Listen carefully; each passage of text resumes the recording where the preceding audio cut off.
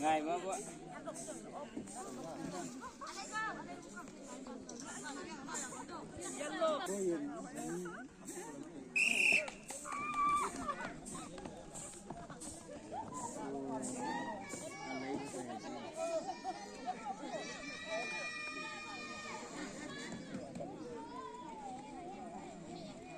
Chơi ngàn đi dân nhà tới đâu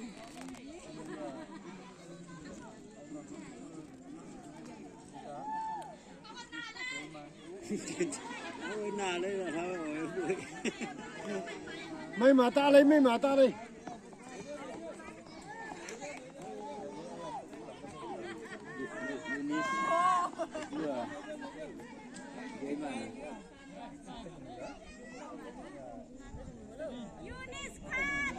dễ mà lấy lại rồi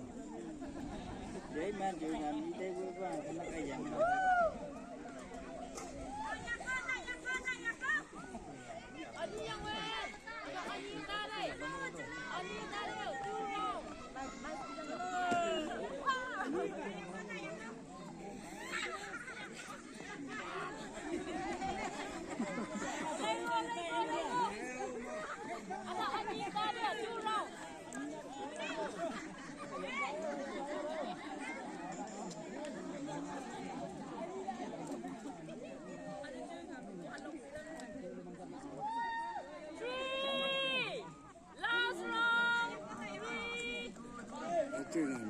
ta sẽ kể điêu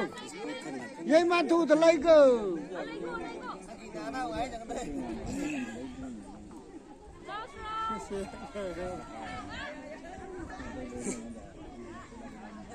ngang ngô chiêm mà hào yak lại yêu na yak lại yêu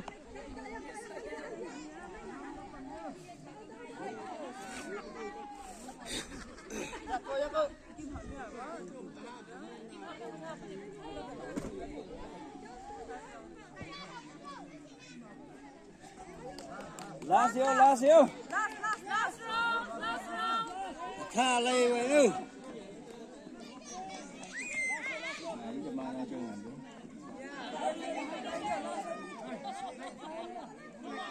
ba khi đi lưới xây về mà chạy có phơi chi lập lập không chạy nhà của mà mấy bạn chạy cà phê ấy nha mà chạy đi đi chạy cà phê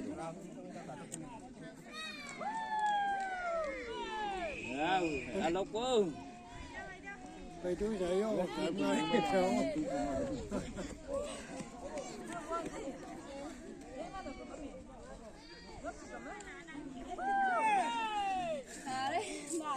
quay lại ngô của mình chi giặc đây